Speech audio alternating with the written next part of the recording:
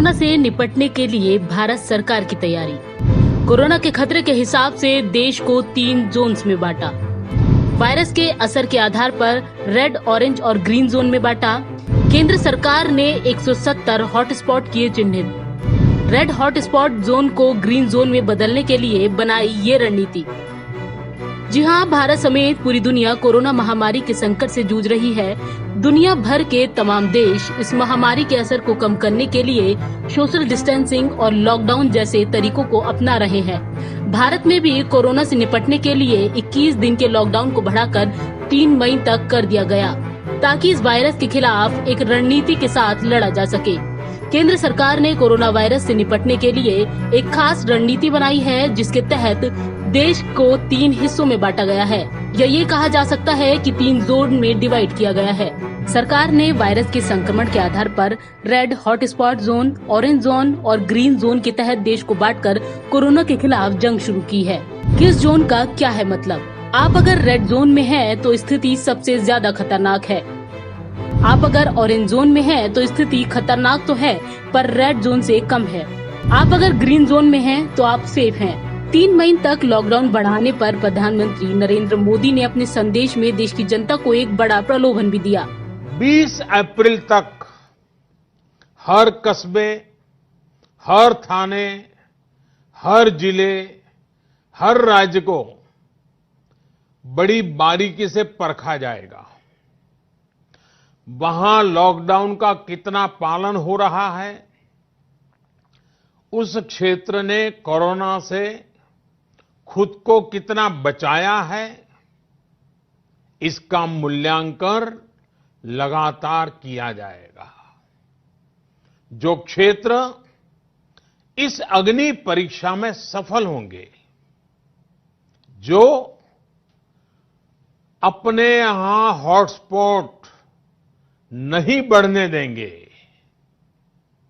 और जिनके हॉटस्पॉट में बदलने की आशंका भी कम होगी, वहां पर 20 अप्रैल से कुछ जरूरी गतिविधियों की अनुमति, छूटछाट दी जा सकती है। प्रधानमंत्री के भाषण के बाद केंद्र सरकार ने 170 हॉटस्पॉट चिन्हित किए, जिन्हें रेड जोन घोषित किया गया है। इसके अलावा 207 इलाकों को नॉन हॉटस्पॉट यानी ऑरेंज जोन घोषित किया गया है। देश में कुल 708 जिले हैं। रेड और ऑरेंज के अलावा बाकी जोन ग्रीन जोन है। कैसे बदलेगा रेड जोन ग्रीन जोन में? अगर आप रेड जोन में हैं तो 20 अप्रैल के बाद भी आपके इलाकों में लॉकडाउन में ढील नहीं मिलेगी। ऐसा इसलिए क्योंकि रेड जोन से किसी इलाके को सीधे ग्रीन जोन का स्टेटस नहीं मिलेगा। इसके लिए केंद्रीय स्वास्थ्य सचिव प्रीति सूडान ने सभी राज्य सरकारों को चिट्ठी लिखी है।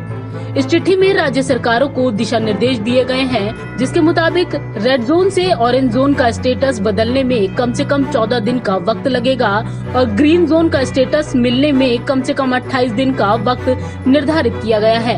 हालांकि केंद्र सरकार ने ये भी स्पष्ट किया है कि ये जोन स्थायी नहीं है। 28 दिन तक एक भी पॉजिटिव केस न आने पर किसी जोन को ग्रीन जोन घोषित किया जा सकता है।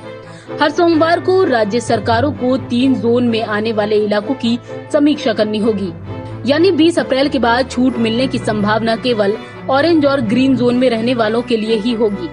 रेड जोन वालों को 3 मई के बाद भी लॉकडाउन में छूट के लिए इंतजार करना पड़ सकता है। क्या है सरकार की रणनीति?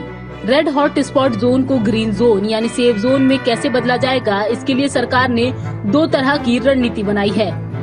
पहला है क्लस्टर कंटेनमेंट स्ट्रेटेजी।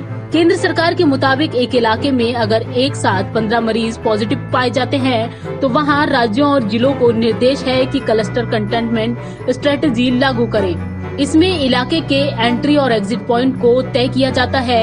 अलग टीम गठित की जाती है, जिसमें स्वास्थ्य विभाग के कर्मचारी, नगर निगम, रेवेन्यू और वॉलंटियर होते हैं। इनका काम कॉन्टैक्ट ट्रेसिंग और डोर टू डोर सर्वे होता है। 170 में से 47 हॉटस्पॉट इलाकों में सरकार रणनीति के साथ काम कर रही है। वहीं दूसरा है लार्ज आउटब्रेक स्ट्रेटेजी। ये उन इलाकों के लिए है जहां एक साथ कई क्लस्टर देखने को मिलते हैं। केंद्र सरकार के मुताबिक 170 हॉटस्पॉट में से 108 आउटब्रेक स्ट्रेटेजी पर सरकार काम कर रही है। जोन में बांटने का पैमाना क्या है? केंद्र सरकार ने ये भी बताया है कि किस इलाके को किस आधार पर अलग अलग जोन में बांटा गया है। संयुक्त स्वास्थ्य सचिव लव अग्रवाल के मुताबिक रेड जोन उन इलाकों को घोषित किया गया है जहां कोरोना संक्रमित लोगों का केस लोड 80% है या फिर कोरोना के मरीज की डबलिंग रेट ज्यादा है। केस लोड का मतलब ये है कि उस इलाके से राज्य के तकरीबन 80% कोरोना पॉजिटिव केस रिपोर्ट किए जा रहे हैं। आसान शब्दों में समझे तो ये वो इलाके हैं जहां ज्यादा कोरोना पॉजिटिव मरीज हैं। डबलिंग रेट का मतलब है कि किस दर से इलाके में कोरोना संक्रमित मरीजों की संख्या दोगुनी हो रही है। जिस इलाके में 4 दिन से कम में कोरोना पॉजिटिव मरीज की संख्या दोगुनी हो रही है वो रेड जोन में डाले गए हैं। ऑरेंज जोन बनाने का पैमाना, यहाँ मरीजों की संख्या रेड जोन के मुकाबले कम है, लेकिन ध्यान न देने पर ये कभी भी रेड जोन में जा सकते हैं। इस वजह से इन इलाकों में विशेष ध्यान रखा जाएगा। उसी तरह ग्रीन जोन का मतलब उन इलाकों से है जहां कोरोना का एक भी मरीज नहीं है, लेकिन इन इलाकों का सबसे बड़ा चैलेंज यही है कि वो रेड जोन में तब्दील न हो। जोन का कितना फायदा मिलेगा? सरकार के मुताबिक आगरा और भीलवाड़ा में इसी रणनीति से काम करते हुए उन्हें सफलता मिली है।